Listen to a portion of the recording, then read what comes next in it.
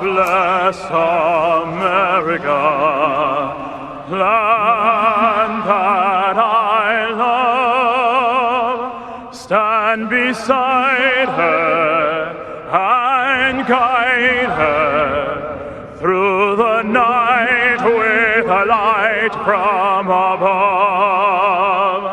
From the mountains to the prairies, to the oceans, wide with foam. God bless America, my home, sweet home. God bless America, my home, sweet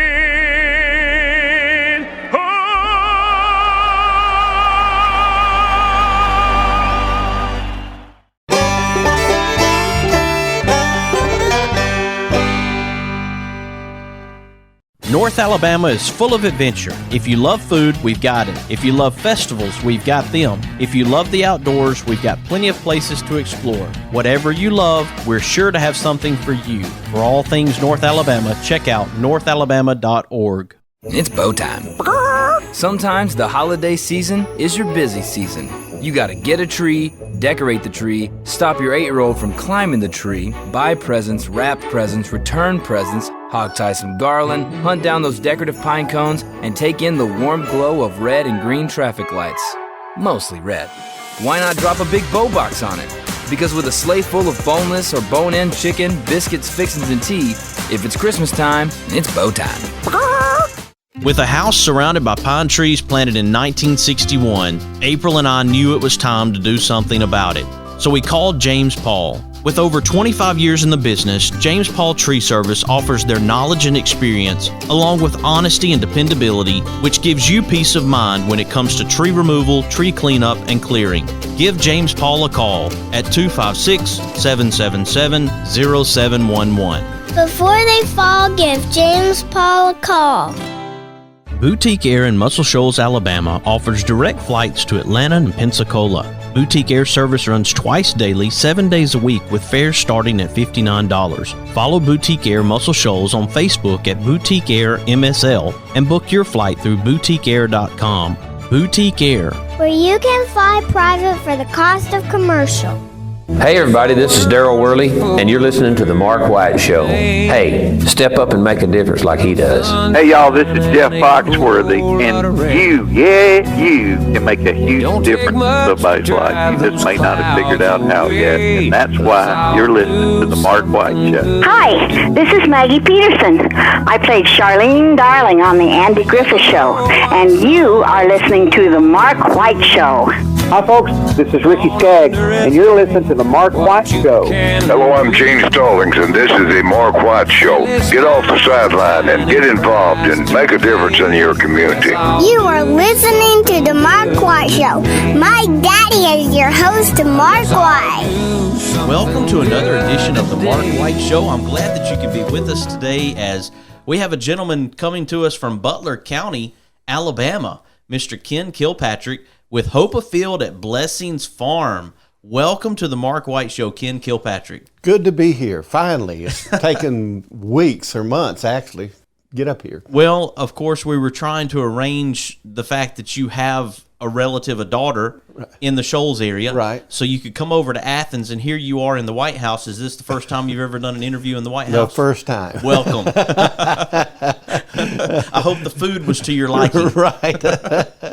Well, we're glad to have you, Ken, and I wanted to talk about what you're doing at Hope Afield, and you and your wife have been involved with trying to help underprivileged children throughout the years, and really that's where Hope Afield, the idea came from. That's correct. We actually started a program in Montgomery in 1994. Initially it was called Montgomery Inner City Ministry, and then later on it was changed to Compassion 21. But it worked in low-income areas of Montgomery. We had a series of learning centers and a fleet of buses that picked the kids up. But one of the things that we learned from a little over 20 years of running that and operating that was that if you could get children outside, you would have a classroom to teach some things that you couldn't teach in a conventional classroom. And so that's how Hope Afield was born. We had, Jan's parents gave us the property years ago, and in 2017, her and I just decided, hey, if we're going to develop this into what we want it to, we're going to have to do it now before we get too old to do it. So we eventually ended up just closing Compassion 21 down in 2017, and we moved back to the farm and started Hope Afield. You told me an interesting story about your father-in-law. He was 98 when he passed away. That's correct. One of the things that he repetitively said was what? Over and over, he said, I have been wonderfully, wonderfully, wonderfully blessed. And he would just talk about the different things he was blessed with. And so that's how the name came about. We decided when he passed just to call it Blessings Farm. And he never got to see Hope Afield, come into existence, but special guy and was wonderfully blessed. Well, it's great to be able to honor people's legacy in that way. And Right. so I know your wife, Jan, that's important to her, Right. to know that this is derived from someone she loved and cared about. Mm-hmm. And using this property in this way, that's a very special, unique thing to do, to offer it to those who may just see concrete and lights of the city. Right, that's right. What is the impact for young people through Hope Afield? Well, if you look at us as a nation, there's about 25 million kids in America that live in a single family household. And you're looking at almost 40% of the total number of children in America that live in a home without a father. Just about all the kids that come to us are in that particular situation. They do not have a father living at home, and there are a lot of problems associated with that. So the largest impact we've had is just being able to take a child and spend time with them, and then help them overcome some of the issues that have resulted from the environment that they're growing up in.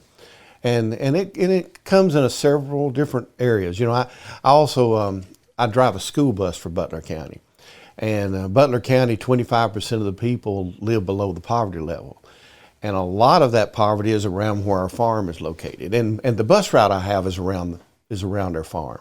So I've gotten to know all the families that are there, and a lot of the kids that are enrolled in the Hope Afield program come from that bus route. So I've been able to see those kids I'm with every day, and I've been able to see just little things like now they will say, when they ask for something, they'll say please, or when you help them with something, they'll say thank you. Those are two simple things, but they're foreign to so many of the kids today. And then to start to see their grades come up, or some stability. And the kids, they'll come and they'll want to show me their report cards, and they're excited that, hey, I'm making A's and B's. And you're going to see the D's and the F's. But when you see the D's and F's, you have opportunity to encourage them and say, hey, I know you can do this. Now, what do we got to do? Well, and they'll list what they need to do, and they'll work on that. So it's that kind of impact that we're starting to see with these young people. So we've talked about acquiring the land and the use of it. We've talked about the fact that you are a bus driver. Right. What was your background prior to this to have this interest in doing this for young people? Well, I come from a long line of ministers. And in fact, for about 18 years, I filled a pulpit, somewhere. The last pulpit I filled was at the Landmark Church of Christ in Montgomery, Alabama, which is a large congregation. And it was from that we started Montgomery Inner City Ministry. And then I started that in 1994 with Nashville Inner City Ministry partnered with us and helped us get that going. Then in 1996, I decided, hey, this is what God wants me to do. And so I walked away from the big church and went full-time working with low-income people in the inner city of Montgomery. And then, as I said, in 2017, we moved to the farm and started Hope Afield. So ministry has been, I preached my first sermon when I was about 15. So it's been part of my life, all of my life, practically. Well, and that's interesting. My grandfather, whose picture's on the wall behind you, he raised me. He was a preacher himself. Okay. And we traveled a lot growing up. We started here in Athens when I was a kid, and then we went to Birmingham, and we were in North Jefferson County, and then Hueytown. Okay. And then before my granddad passed away from cancer, we came back to North Alabama, and we were in Anderson, Alabama, where he preached until he could not. You make a good point, because some ministers, they go to different countries. They go to different parts of the world and preach, and some work in the community to find your place and to feel like, okay, young people is the direction I need to go in. Right. And that was something that was really important to you, was to make sure that the younger generation gained kindness, compassion, something that allowed them to live a fuller, richer life than maybe they were coming from. Right. In fact, the three things we try to achieve is we work with wounded spirits, okay? So we try to offer hope, we try to offer healing and purpose, and help a child see, hey, you're good at this. Like right now, I've got a young man that has some interest in electronics, and occasionally we'll have a group come down that will help us wire a building or something, and I always make sure this kid's working with them. And so he now is developing an interest in being an electrician. So it's that, people need hope, they need to have their wounded spirit healed, and they need a purpose. We work on those three things. Right now we're talking to Ken Kilpatrick with Hope Afield at Blessings Farm. It is located in Butler County, Alabama. And if you'll stick with us, we're going to continue this conversation with Ken, and we're going to talk about how you can help Hope Afield at Blessings Farm. I appreciate Fred Hunter for doing a story with Ken and his wife Jan, and that's how I found out about Hope Afield at Blessings Farm. So thank you for that, Mr. Fred Hunter, and traveling across the state with Absolutely Alabama. You are listening to The Mark White Show, and I'm your host, Mark White.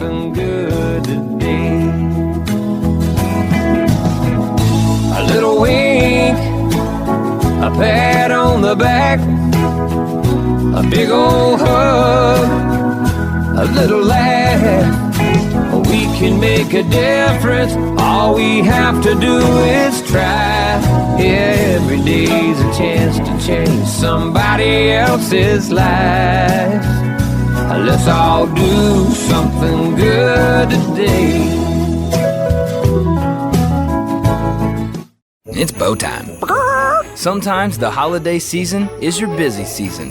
You gotta get a tree, decorate the tree, stop your 8-year-old from climbing the tree, buy presents, wrap presents, return presents, hog tie some garland, hunt down those decorative pine cones, and take in the warm glow of red and green traffic lights. Mostly red. Why not drop a big bow box on it?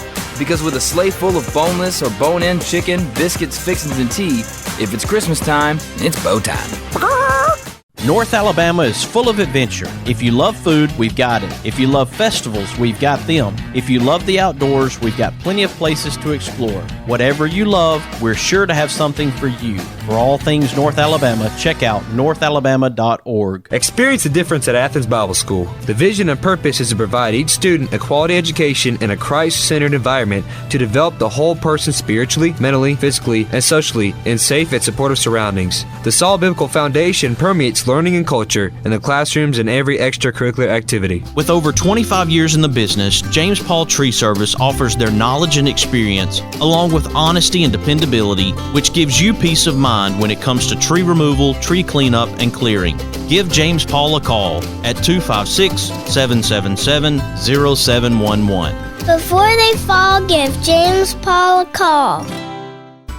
Mr. Cecil Batchelor is the one that started this business as Dependable Service Center. And even though now it's Green's Dependable Hardware and we're a True Value store, our tagline is still Your Dependable Service Center. We've tried to keep that alive for all these years. Mr. Batchelor really started a good business. We're really excited to be carrying on a long-standing tradition. It's the oldest retail store in the city of Russellville. We're Green's Dependable Hardware, 15220A Highway 43 in Russellville, Central Alabama. We're right behind McDonald's or right across the street from the hospital. Number is 256-331-0123. Your dependable service center. Hi, I'm Crystal Gale, and you're listening to The Mark White Show. And one smile can make a difference. Na na na na na na na na na. Na na na na na na na na na. Na na na na na na na na na. Someone loves you, I do. He drives into the city, works extra hard all day, finishes up early so he can get away. 'Cause there's a blue-eyed kid on second base, wants Dad to watch him play. Daddy knows he's waiting. Welcome back to the Mark White Show. I'm glad that you can be with us today. I have with me in the White House Mr. Ken Kilpatrick. We're glad to be able to talk about Hope Afield at Blessings Farm, located in Butler County, Alabama today. He shared the background of this farm and what they're doing to try to help young people. And we know it's making an impact. It's changing lives when it comes to young people and being a positive influence on their life. Ken, I appreciate the work you're doing at Hope Afield at Blessings Farm, and your wife Jan as well. And that's why you're on the show today, is to bring awareness to this effort for young people. That's right. It's really amazing, particularly in this day and time, the number of young people that need somebody to reach out to them. And that's really what we're all about. When a child comes out to Hope Afield, there are three things that we try to do. We try to teach them how to work, and we'll have some kind of little simple service project. It may be no more than picking up pecan tree limbs, or picking up pecans, or doing something in the garden, or just helping with that. So we teach them how to work, but then we teach them how to play. Because I'm convinced most of these kids, their playing is centered around a joystick and or something on TV, and they need to get outside and in the sunlight and experience some things outside. So we have a number of outdoor activities. We have horses, we have a pond to fish in, we have a number of games, we have livestock they help take care of, just a number of different outdoor activities. And then we take them to different things too. The Alabama Cattlemen's Association is good about giving us about 45 tickets to the rodeo in Montgomery, and we always take a big crew to that. The Biscuits baseball team is in Montgomery, and we try to go to that. Try to take the kids bowling or experience. One year I had a group of kids that would help me on Saturdays. And in fact, most of the grounds around Hope Afield is taken care of by some of the older kids that's in the program. And they, back then, before the pandemic, we would go to a Chinese buffet because they could get everything they wanted. They learned to eat with chopsticks.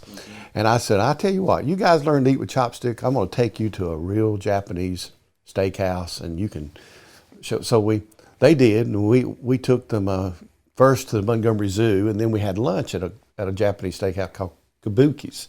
And they gave us a special rate, and the kids went in, it was a hibachi grill, so they'd never been around anything like that. And they experienced it, and then they all got to try out their chopstick skills. And so it's that kind of thing that we try to do, because what I found, if you spend time with a service project with a kid, and then you spend time with something fun they enjoy doing, they're going to eventually open up and share with you what's going on in their life and where their hurt is. And then when that happens, it gives you opportunity to take care of the third thing, which is how to live. And we are a faith-based organization, and so we take that and we help gradually move that kid from where they are to where they need to be. And that's a time. That takes time to do that. So this doesn't happen overnight, but that's the process that we follow. You mentioned in the first segment about your age and getting started as soon as possible. And listeners right now, I want that to be an encouragement to them wherever they're at. If you can do something, to go ahead and do it while you're healthy, while you're able to do it, because if you're dealing with kids, right, Lord willing, they're going to live longer than you are at a young age, and you try to stair step with them, just like my grandparents did. Right. If they had not gotten me when they did, at the age I was, they're both gone now. Right. But they had a time period, a window. For my granddad, it was 18 years. He got me to 18 years before he passed away from cancer at 69. That's really important to think about where we are right now and think about, if I don't do something now, where will I be able to do it in the future? Because you may not. Right. This is the time. That's right. And you know, initially our kids, when we told them we were moving to the farm and starting Hope Afield, it was like, look, Mom and Dad, y'all have worked hard all your life. Why are you not retiring? And but that's not. I don't ever intend to retire. And you know, we basically started Hope Afield when we were in our early 60s, and we're still going strong. Now, I jokingly told, well, in fact, I told Fred, I said, you know, we spend one day preparing for an event, we spend the next day having the event, and then we spend the following day recovering from having the event. and so we do that, but we're enjoying investing in the lives of these young people. I think if we put retirement into perspective, there's different types of retirement.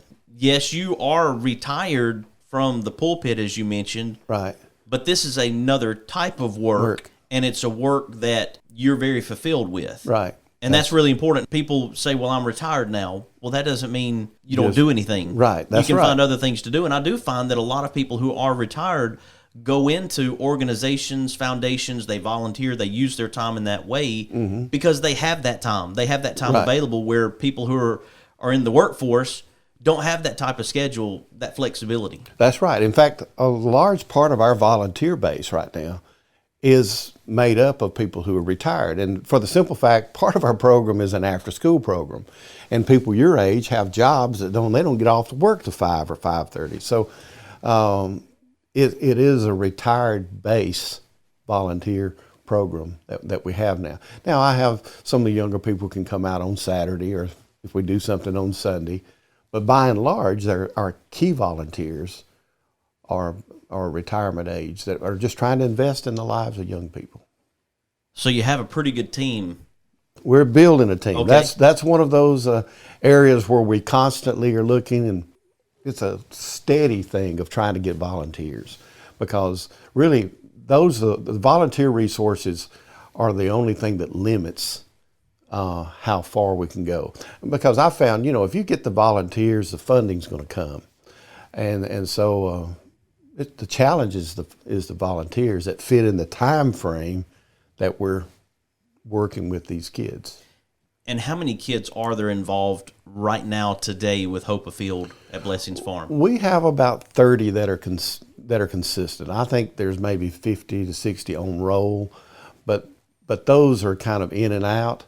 The after school program is primarily around 25 to 30. That's pretty consistent in their attendance, and we're fortunate that Butler County allows school bus drivers to keep their bus at home if they live within 2 miles of their route, and my route is within 500 yards of my house. So I get to keep the bus there, which means the school system also allows those kids to ride the bus to our program, and we're able to, help with transportation that way. Plus, the school system has really bought into what we're doing, and I help occasionally with their alternative school and different things other than just driving a school bus. And also law enforcement. Right. Butler County Sheriff's Department. County Sheriff's Department send us children.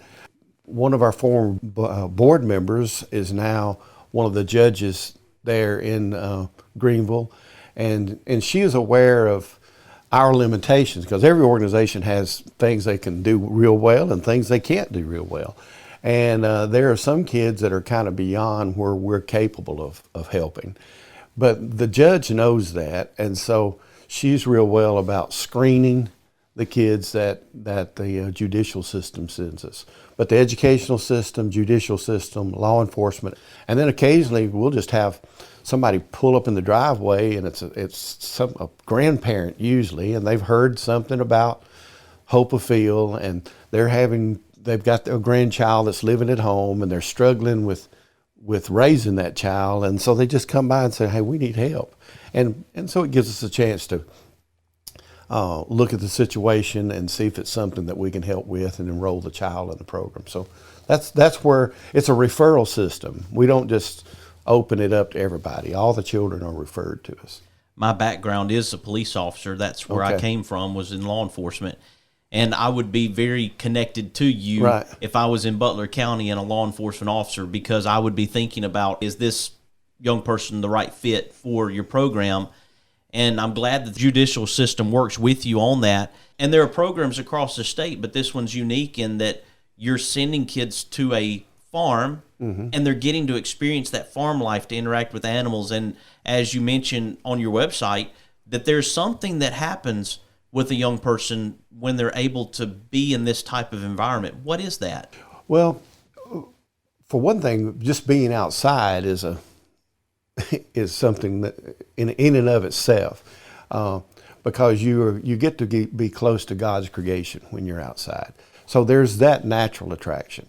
But I at one point had a certification in equestrian therapy as an organization where you actually used horses to help with that. Now I had that as an organization, but I never was able to find a therapist to put on staff, which is something we're constantly looking for, because it is amazing how you can take a child who is fearful of whatever, and initially they're scared of a horse and they're terrified of it because it's a 1,500-pound animal, and it's massive and it's strong, and it could be destructive. So they're fearful of that. But then to watch them learn they'll pet that horse, and then they'll brush that horse, and then they'll help take care of it, and they've completely overcome their fear. I have over the years raised German Shepherds, and so we have a German Shepherd on site too, and the kids are terrified of it when they first come on. But again, it's a process that helps them overcome their fears. And when they've accomplished something like that, that builds self-esteem, and their self-esteem in turn helps them conquer some of the other issues in life. And all of that, as it draws together, getting closer to God, is what helps bring about a healing spirit that helps them move forward. And I hope that you can fill that role of therapist, that you can find someone to do that. That's very important. I went to an organization called Warrior Horse in Louisiana, and they're big on connecting horses and military members, law enforcement members with horses, because there is a bond. There's something that comes from a horse that can help to change your thoughts and feelings. Horses just have a unique ability to do that. And that's what you're actually talking about when it comes to these young people and the horses, and being able to make that connection with young people. That's right. A horse has an amazing ability to read people, and if they're brought into the equation of a tool to help bring out whatever is going on in the life of that child, it becomes an amazing part of the healing process. And so that's something that I wish we were able to take more advantage of, and it will in time. Come to that. Well, it sounds to me like there are several opportunities, whether it be for a young person to be part of the program, or someone who wants to volunteer, someone who wants to serve at Hope Afield at Blessings Farm. And I want you to be able, Ken, to share how people can connect with you, how they can be a part of this effort. Okay, for one thing, I'm looking for a young person to kind of come in that I can mentor and train to do what we do, and to run the program. And so that's going to take a very special individual that has a passion for hurting people, and also enjoys the outdoors and outdoor activities. So that's one thing that is on my radar that I'm constantly looking for. Of course, if you're in the Montgomery area or the Greenville area, we need mentors, and a lot of times the volunteer base that come out, they'll just sit and spend time with the child. That's a big part of it, is just, and helping them with whatever activity we're going through.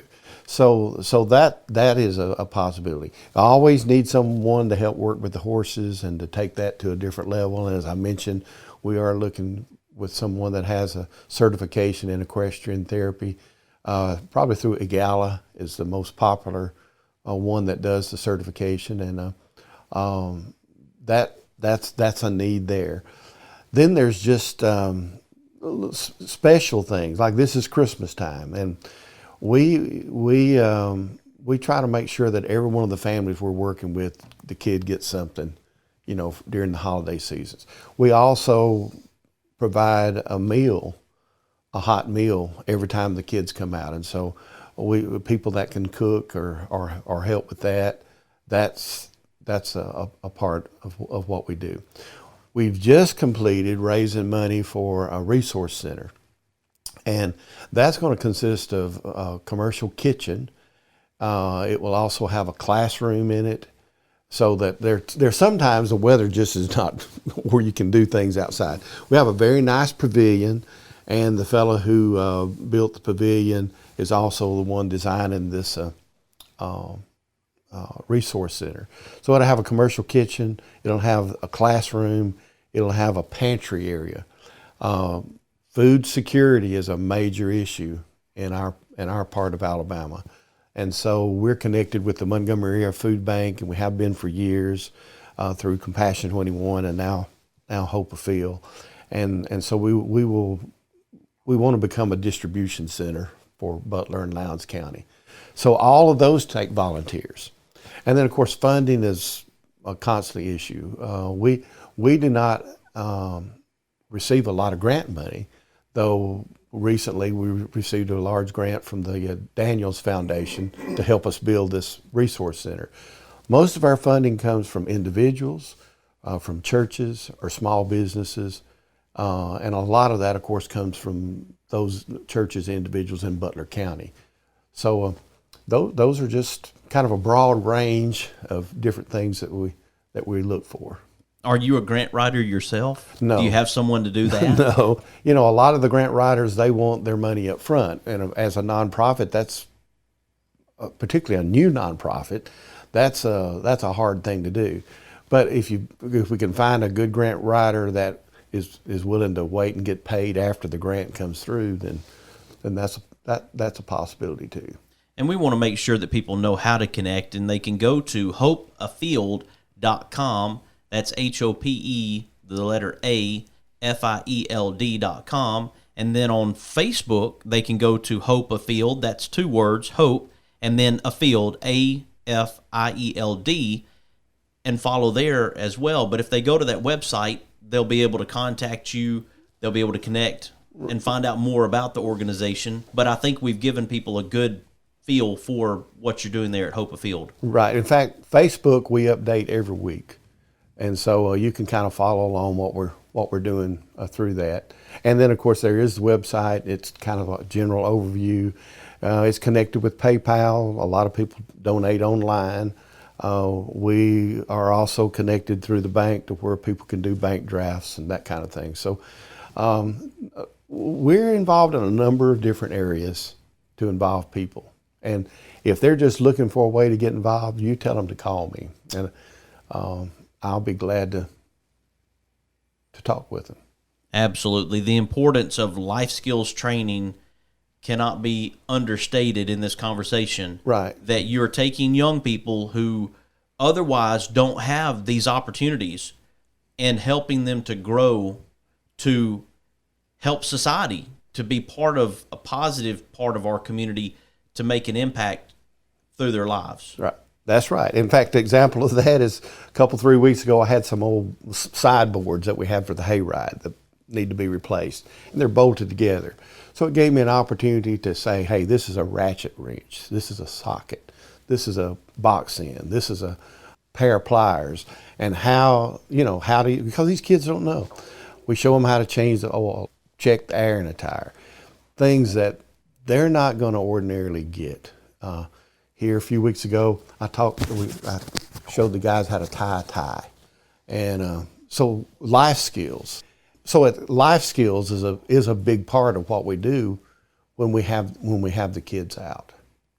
Well, Ken Kilpatrick, it's great to have you here on the Mark White Show today to share about Hope Afield at Blessings Farm in Butler County, Alabama.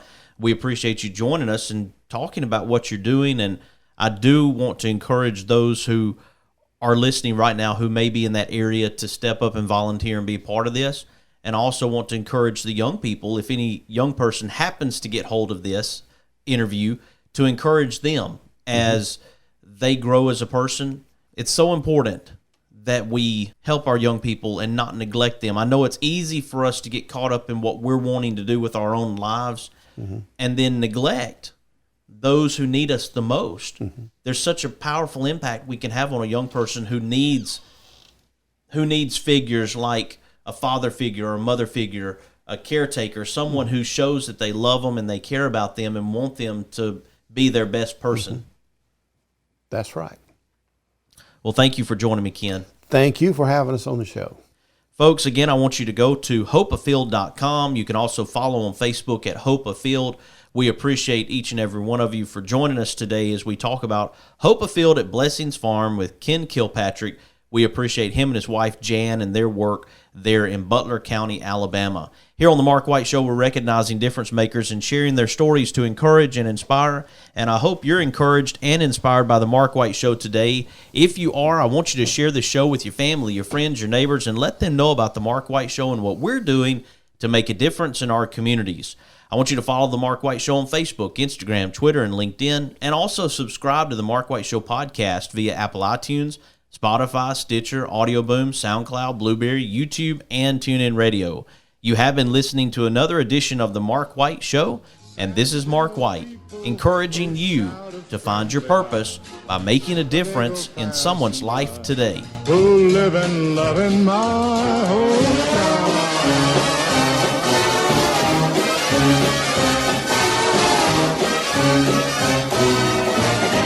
These are my kind of people. Hey folks, right now I'm with Quentin Ingram as we talk about the second annual ADC Junior Bicycle Giveaway taking place at Foodland in Elgin.